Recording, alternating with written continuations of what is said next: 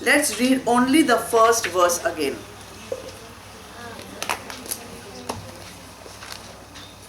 Dhritarashtra uvacha dharmakshetre kurukshetre samaveta mamaka pandavaschaiva kima kurvata sanjaya. Nitya, read the translation. Dhritarashtra said, Sanjaya, gather the holy land of Kurukshetra, eager to fight. What did my sons and the sons of Pandu do? Okay, so who is saying these lines? Dhritarashtra. Who is he talking to? Sanjaya. What is he telling Sanjaya?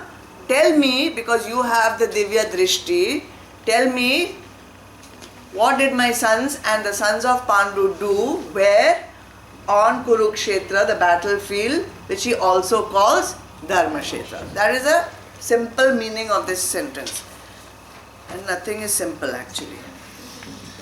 First and foremost, this entire dialogue, whatever Sanjay is describing, is not a live telecast. He's not talking as it is happening at that moment. He's giving the commentary, like in cricket you get the commentary. So some commentaries are live commentary and some are repeat telecasts. Bhagavad Gita is a repeat telecast. How do you know? What did my sons? Not what are doing my sons. One word tells you that it has happened already, and now Dhritarashtra is asking Sanjay, what did my sons do? And what did the Pandus do? So why suddenly is asking what did my sons do? Why he wants a repeat telecast? He didn't see or what in the beginning? He didn't ask Sanjay? No, he never asked Sanjay. Why did he not ask Sanjay? Because, and many things you will see in Bhagavad Gita happened in 18 counts. How many chapters are there in Bhagavad Gita? 18. And how many days did the battle of Kurukshetra last? 18. And in which parva of Mahabharat is the Bhagavad Gita? In the 18th. Okay, so this war of Kurukshetra lasted for 18 days. Bhishma Pitama was the commander of the Kauravas army. And what's his name? Drishtadyumna was the commander of the Pandavas army. Bhishma Pitama was like one wall, impenetrable wall. I mean, once he is there, nobody can defeat the Kauravas. And so Mr. Dhritarashtra was complacent in his palace. When Bhishma Pitama is there, what do I need to even see that? Nothing can happen to my Kauravas, they will always win. But, there's a big but. Oh God.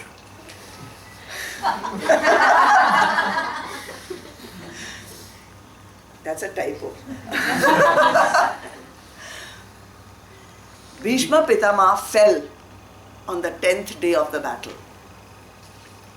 through the arrows of Shikhandi and Arjun. So once the news came to Dhritarashtra that Bhishma Pitama has fallen and now he is lying on his bed of arrows in the battlefield, panic. Panic in where? Hastinapur. Now he is scared. What is going to happen to my sons? So when he gets the news on the 10th day of the battle, he asks Sanjay, what did my sons do? And what did the sons of Pandu do when they were gathered on the battlefield? So you understand, it's a past tense repeat telecast. What happened to Bhishma Pitama?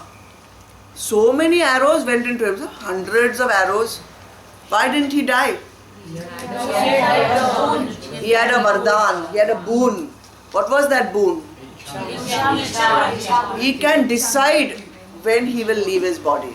He can decide when he will leave his body. So what was he waiting for? He was waiting for today. He was waiting for Uttarayan, 14th of January.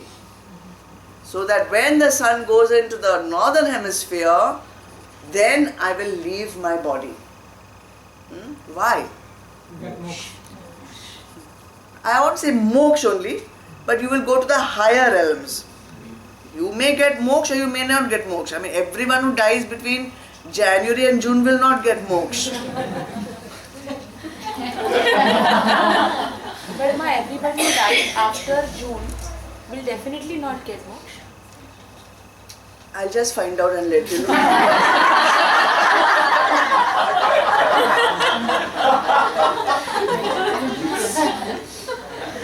The fact is, you never can say definitely anyone will get moksha or definitely anyone will not get moksha.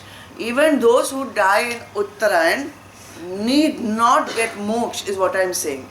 But they say we are in the middle and there are 7 realms higher than Karma Bhumi, earth, and there are 7 realms below, not necessarily like this, in the hand movement I am showing. Realms of good experience and realms of bad experience after death.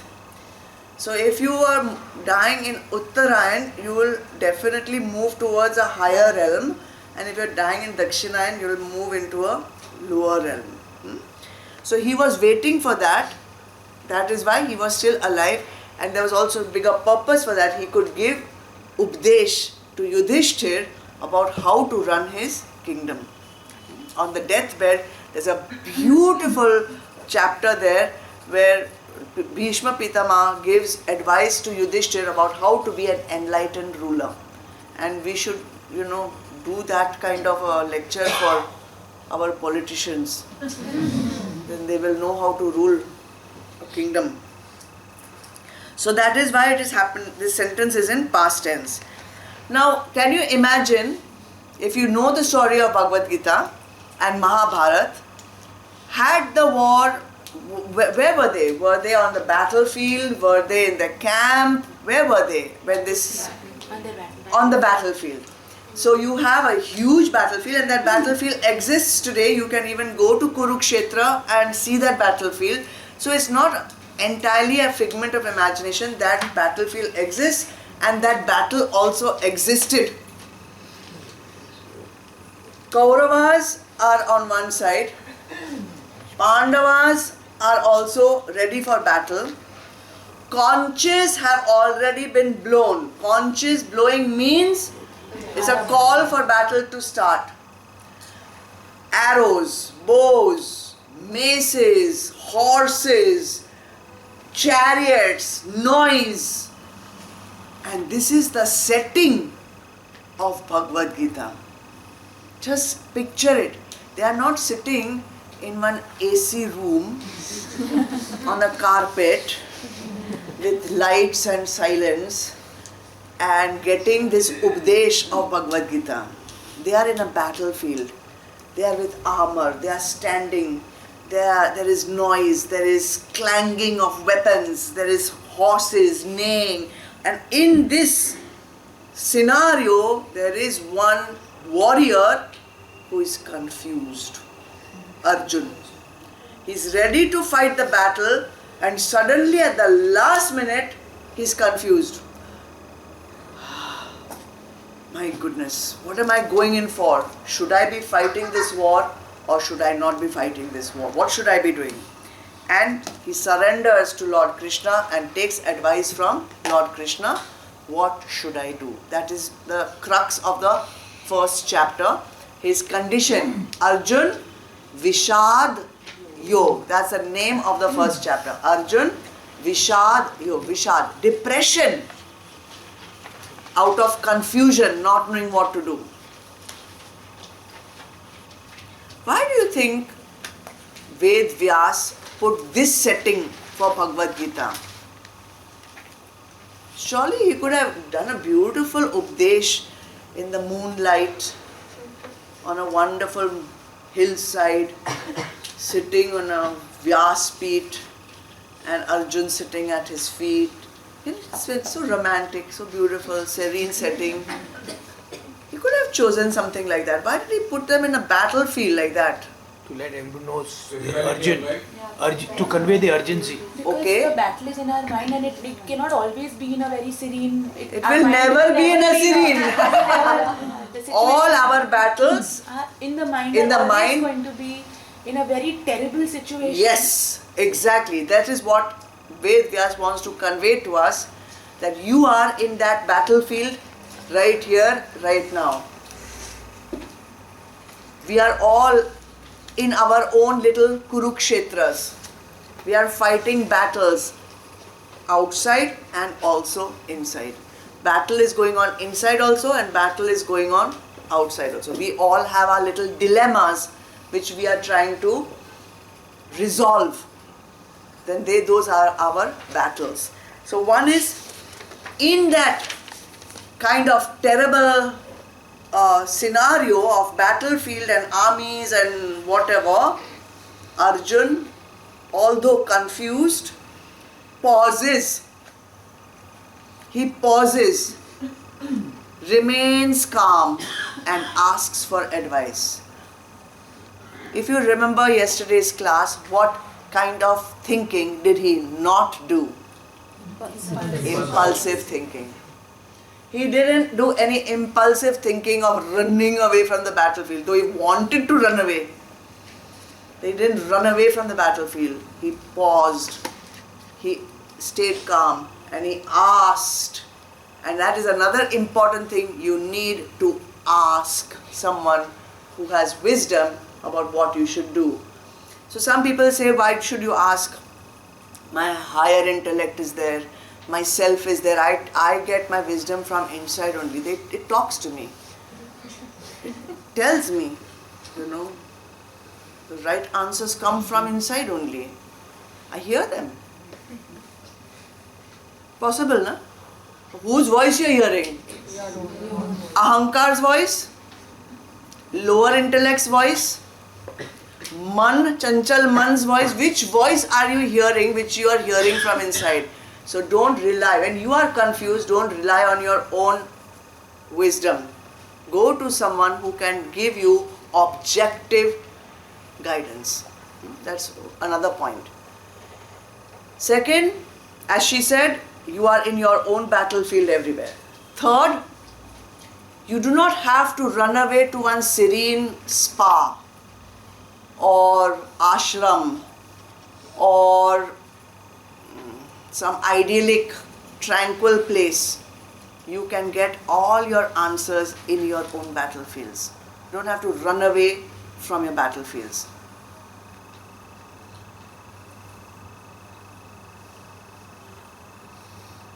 So, the first word, dharma kshetra.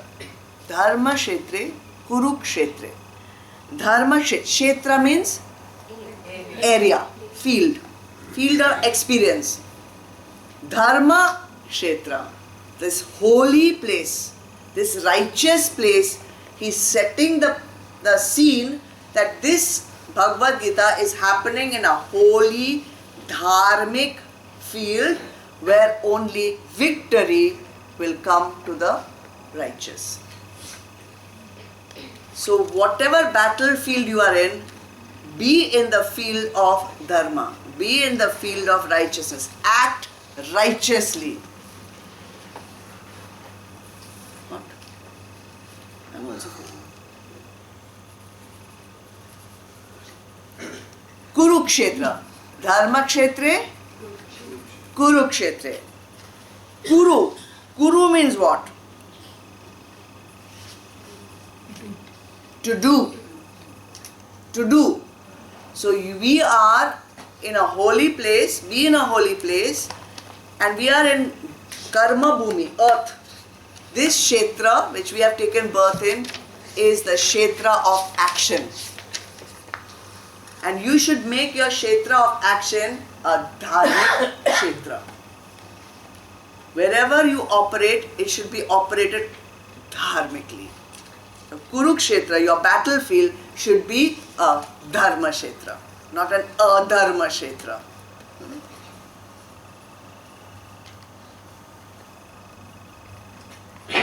So, Dharma Kshetre, Kurukshetre, in this holy place where Dharma will always win.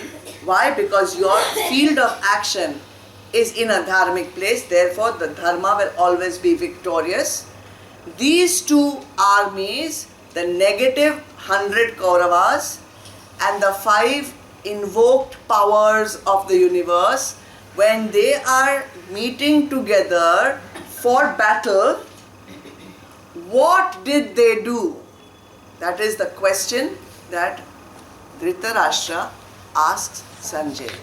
So today we are only going to understand that you are in one Kurukshetra. First and foremost, make sure it is a Dharma Kshetra, and ask the advice of someone who is wise on what action you should be taking in this Kurukshetra, which is your field of action.